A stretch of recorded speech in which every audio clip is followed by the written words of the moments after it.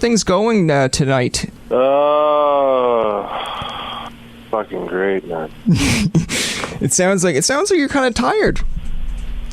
Yeah, I got these kids that are assholes. They're just operating on their own, time scale, and I don't know, man. You know anybody that's looking forward to adopt? Because no, it's all good. I joke. But it's hard being a good parent. You grew up in San Antonio, Texas. So I was born in San Antonio. Okay, born in San Antonio. Where did you develop your interest in acting?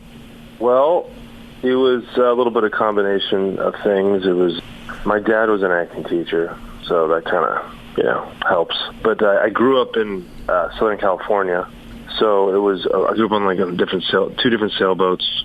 So it was around. I never really thought about being an actor until I started playing basketball. That's what I wanted to do. I wanted to be a basketball player. But after I got to scholarship for junior college, I realized that I sucked. It was good enough to get that, but in junior college, you're basically like really, really gifted. I mean, athletically dominant, but academically, you're borderline a mental midget. I mean, these guys couldn't hold a number 2 pencil, let alone use it. But they could dunk on everybody, shoot threes, and do everything. And I was neither. I was not that great and not that great in my academics, but I was just middle of the line. I was a proper role player, right? So then I started taking acting classes, and then I just got the bug. And then it was like, oh, I like this. And then it was just fun. It was fun to, like, play, right? It was fun to make believe. And that's how it all started. And then I just moved back to L.A. because I went to Colorado to play basketball, and then moved back to L.A., moved with my brother, and just started my career. Tried to get an agent and did, and tried to get jobs and did. And then a couple years after that, got Reba. So Reba was like one of my first gigs, and that lasted 6 years, and survived that. When you're in your 20s and you got a little money in your pocket, it's a dangerous thing. The one thing I want to bring up, too, because you just mentioned about Reba as well, is I really liked your character, Van, on that show. Actually, I still watch, like, the old I watch Boy Meets World, Full House, Family Matters, all that, and, like, when I watch Reba, I'm looking and going, like, he's really good at playing the character of Van. And the one scene, I played soccer as well, and the one scene that always reminds me of why I wouldn't want you as my soccer coach is the one where you start throwing you start yelling, screaming, and throwing things out, and I'm like, and some of my friends were like, that's ludicrous. I'm like, no, I'd want that as my coach. He's very passionate about the game. Yeah, that's exactly right. It's passion. It's not anger. Well, thank you for that. No, I appreciate it. I think that Reba its foundation was one of those classic sitcoms that you mentioned, some of the other few. And, we just tried to be a good, wholesome family show with jokes. And I played a clown, a goofy, naive, stupid kid, and it was fun. It was a lot of fun to do, because sometimes I make it look easy. So that's a good thing. No, that's what I was going to say is, like, I like comedy, and sometimes it's hit or miss, but I'm saying in the episodes of Reba, it's like you could adapt to each character. There wasn't just one that kind of stood out, but you each kind of played off each other. I like watching the bloopers where there's like you and I guess Barbara Jean, the character that played. It's like a few of those, or when you're coming down the stairs and like Brock has to help you up a few times. Like, I'm looking at that and going, like, he's doing well. Like, it's just not even his lines. It's not just his lines that are funny. It's just his overall comedy. Like, the episode where you had a full set of hair, then you came down with the lightsaber, and you had, like, your hair was gone, and you were like, I think Cheyenne said, what happened to your hair? You said, you look and you're like, oh, I was chewing gum, so I had to get rid of it. And I was like, that's the line is funny, but just the acting of it all was good, too. Yeah, that was one of those deals where I came to work and I can't remember what episode that was, but I remember I shaved my head and I didn't tell anybody. And they were like, what are you doing? They kind of own your look. The studio, the network own you to an extent. They own the character, and the character's hair is part of it, right? So you can't show up with like a tattoo on your neck, and you can't show up with a different hair color or hairstyle or shaved head for that matter. And I did. ask forgiveness later, do what you want, kind of thing. But yeah, they just wrote that in. That was fun. I remember that episode. I heard, I believe Ryder Strong from Boy Meets World say the same thing, that Michael Jacobs for the longest while didn't want them to even cut their hair or do anything because they were afraid that the show was going to be canceled. And I was like, it's kind of goofy. I get it, but we're adapting with the characters as they go. So I mean, I wouldn't want a 6-year-old to still have a bowl cut when he's 25. No, exactly. No, but that'd be kind of rad, though. So you saw a 55-year-old with a bowl cut. Is that natural for you, or did you actually have to kind of ingest in that role? No, I think being an idiot is pretty natural. No, I mean, I was having fun. I didn't really know what I was doing, so I was a little bit lazy, so I rested on just being kind of dumb. And then I think in later years, it evolved to more of a nuanced stupidity. Because the thing is, though, is that I don't mind being self-deprecating. I don't mind being the fool. I don't care. It's people are oh, you're an idiot. It's good. Now what? Right? It's I don't have an ego on that. I don't know, whatever that is. I think one of the reasons is because my influences, people who I really idolize, were like that too. If it was, Jack Ritter, Jack Tripper in Three's Company, played by John Ritter, was a bit like that. Jim Carrey, to an extent. Don Knopf, Jerry Lewis was very clownish. I just loved his stuff. And people didn't, that guy was a baller, man. That guy was so good. And I think America, especially America, has this idea of what, we're supposed to be, and John Wayne and the swagger and stuff like that. And I was I dig that too. I dig Steve McQueen, totally. I dig Brando. But the guys who tap me, especially Jackie Gleason in The Honeymooners, I mean, he was so vulnerable to his wife after he screwed up. But before that, he was a cocky bastard.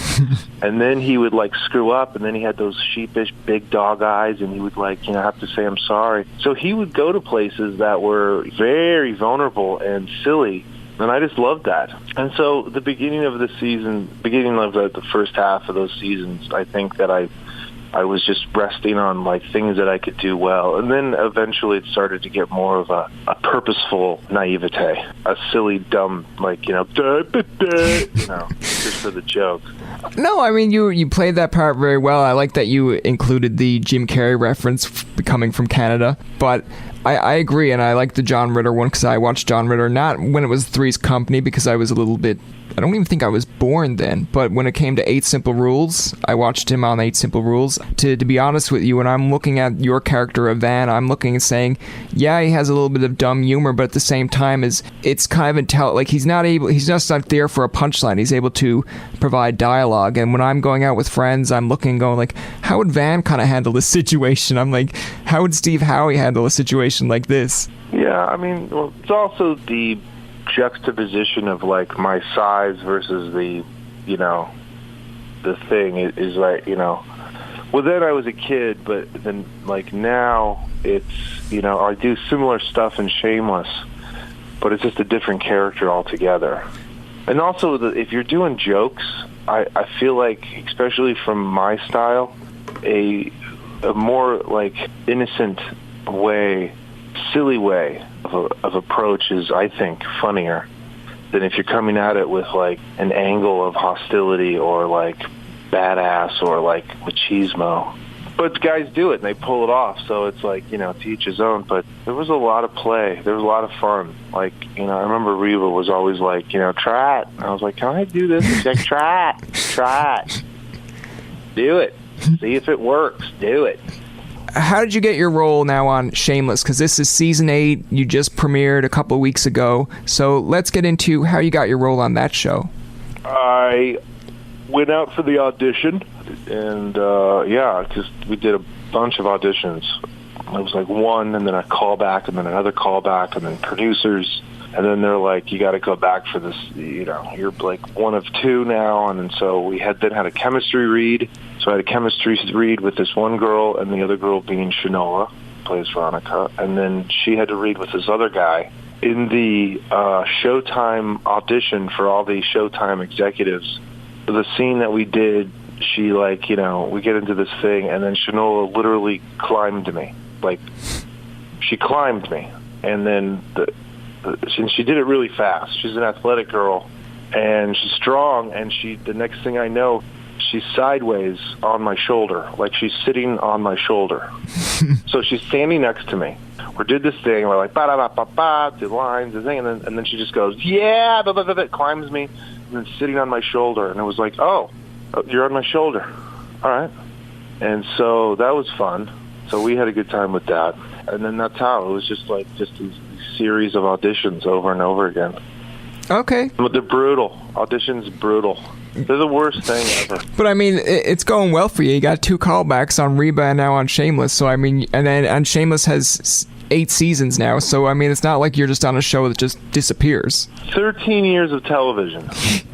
I mean, it's really ridiculous. 13 years of television. And it's going to be 9 because we just got picked up for season 9. So it's going to be 14 years of television. That is pretty insane. That's awesome for a guy who 2 shows, 14 years of television, and we're gonna have 100 episodes in Shameless coming up in season 9, and then we did 100 episodes for Reba. So I'm one of a handful of actors that have been on multiple shows with 100 episodes, which is pretty cool. Yeah, congrats on that. I think Lee Majors is the other from the Fall Guy and the Bionic Man, who I'm named after. But that was the audition, and then it was off to the races. I mean, the scripts were great, the actors were really good, but we didn't know it was going to be like that. Tell me about your character, Kevin Ball, because I mean, it's kind of like a twist of fate from being the funny, humorous guy. It's like a little bit more intense, I feel. Yeah, it is. I mean, it's if Van got divorced from Cheyenne, became an alcoholic, went to rehab, and then moved to the south side of Chicago. No, what it is that Kevin Ball, it's very basic. This character is simple. He grew up in an orphanage, was not educated properly. He is inarticulate, illiterate, doesn't process things the way an average normal person would. And his soul and his heart is based in Veronica, his wife. That's his whole life, his whole world.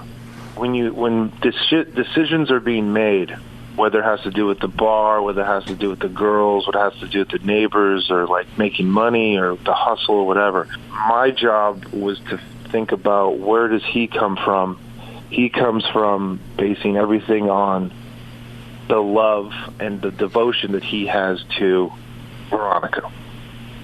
And that's so that he's a very simple guy that way. But again, not the sharpest tool in the shed, but those are fun people to play. Until I play the Will Hunting character, right? It's not gonna, which I'll probably never get. Good thing. I mean, it doesn't require a lot of that, but he's a very simple guy, but way more intense. What can we expect from this season? And you just mentioned that you're going to have a season 9, but what can we expect from season 8? Yeah, well, there's the same sordid tales are going to be told through the Gallagher point of view.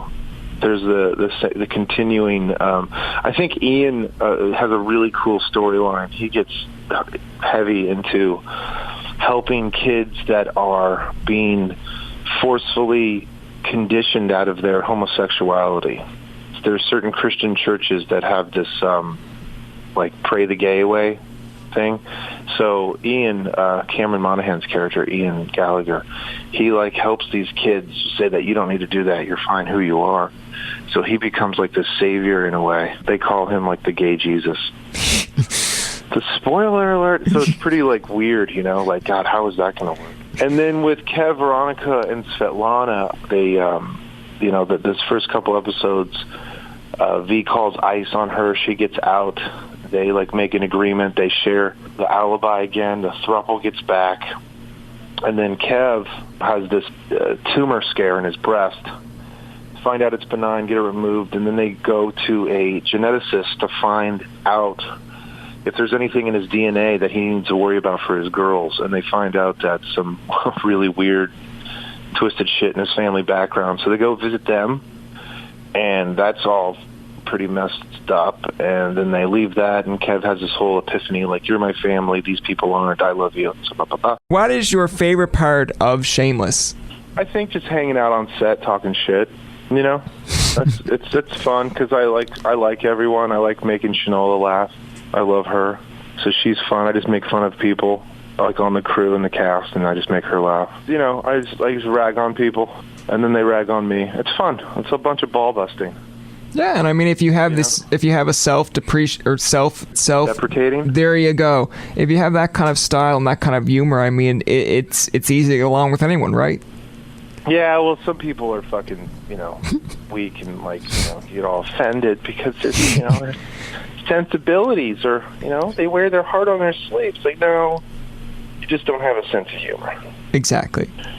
It's also, it's good, it's good to be, it's good to give and good to take when it has to do with, like, making fun, it's good for you because it toughens you up.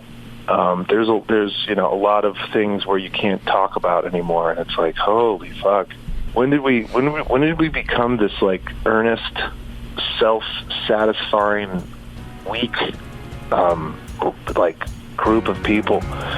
So, there's a lot of, look, who's talking about being hateful? No one's talking about being hateful, but make fun of somebody. If they're wearing stupid pants, it's like, you're wearing stupid pants. That's going to do it for this episode of Tobin Tonight. Our thanks to Steve Howey for coming on the show.